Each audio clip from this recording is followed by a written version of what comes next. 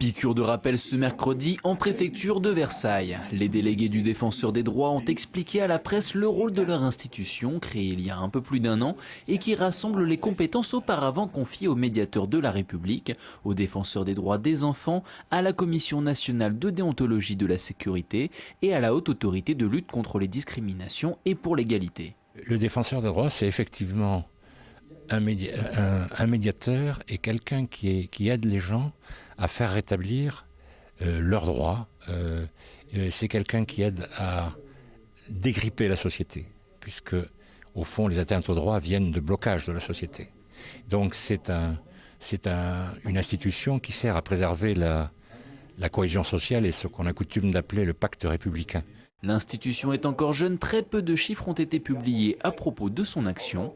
À l'échelle nationale, on peut noter que près de 80 000 dossiers de médiation avec les services publics ont été déposés auprès du Défenseur des droits.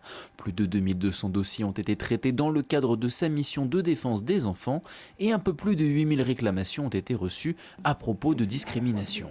Localement, Louis Trujillo se félicite de l'influence positive du Défenseur des droits sur la préfecture de Versailles. Cette dernière aurait en effet revu son mode de traitement des demandes de titre de séjour suite au grand nombre de plaintes déposées par des étrangers lésés par la lenteur des procédures administratives.